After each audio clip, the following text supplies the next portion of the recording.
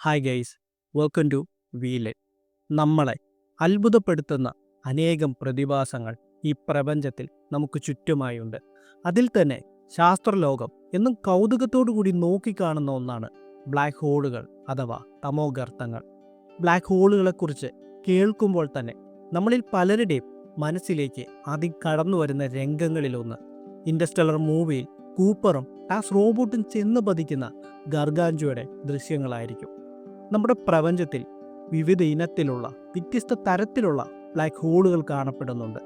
ഗാലക്സികളുടെ മധ്യത്തിൽ കാണപ്പെടുന്ന super massive black ഹോളുകൾ മുതൽ നക്ഷത്രങ്ങളുടെ പര്യവസാനത്തിൽ അവ ചെന്ന് പതിക്കുന്ന സ്റ്റെല്ലാർ ബ്ലാക്ക് ഹോളുകളും, കൂടാതെ പ്രൈമോഡിയലും റൊട്ടേറ്റിംഗ് പോലുള്ള ഹൈപ്പോത്തറ്റിക്കൽ ബ്ലാക്ക് ഹോളുകളും.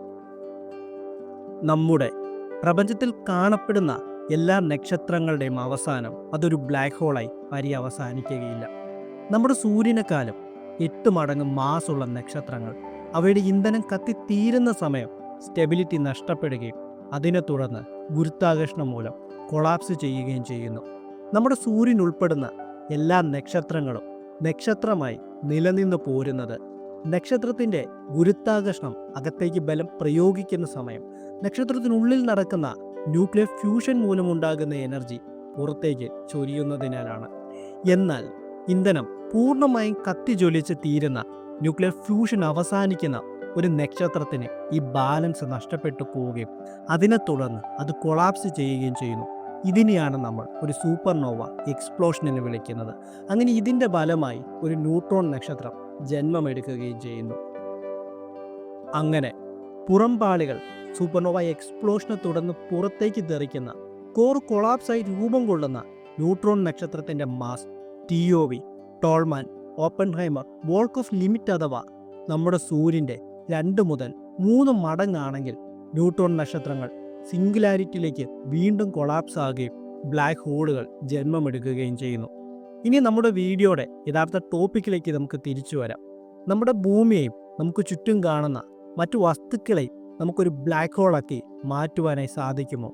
തിയററ്റിക്കലി പറയുകയാണെങ്കിൽ നമുക്ക് ചുറ്റും കാണുന്ന ഏതൊരു വസ്തുവിനെയും അതിൻ്റെ ഷോസ്റ്റൈൽ റേഡിയസിലേക്ക് ചുരുക്കുവാനായി സാധിക്കുകയാണെങ്കിൽ അതിനെ നമുക്ക് ഒരു ബ്ലാക്ക് ഹോളാക്കി മാറ്റുവാനായിട്ട് സാധിക്കും.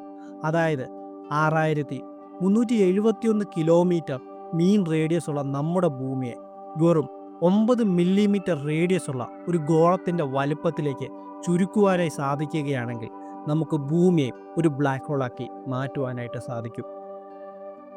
പക്ഷേ ഫിസിക്സിൽ നമുക്കറിയാവുന്ന യാതൊരു അറിവ് വെച്ചിട്ടും 6371 കിലോമീറ്റർ മീൻ റേഡിയസ് ഉള്ള ഭൂമിയെ വെറും 9 മില്ലിമീറ്റർ റേഡിയസ് ഉള്ള ഗോളമാക്കി മാറ്റുവാൻ സാധിക്കുന്ന ഒരു ഫോഴ്സും നമുക്ക് ഇതുവരെ കണ്ടെത്തുവാനായി സാധിച്ചിട്ടില്ല.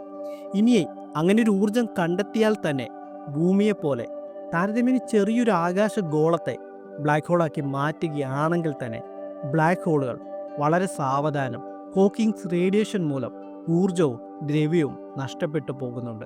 എന്നാൽ ഭൂമി പോലുള്ള ചെറിയ വസ്തുക്കൾ ബ്ലാക്ക് ഹോളുകളായി മാറുകയാണെങ്കിൽ വളരെ ചുരുങ്ങിയ സമയം കൊണ്ട് തന്നെ ഹോക്കിങ്സ് റേഡിയേഷൻ മൂലം അത് ഇവാപ്പറേറ്റ് ചെയ്ത് നശിക്കുകയും ചെയ്യും.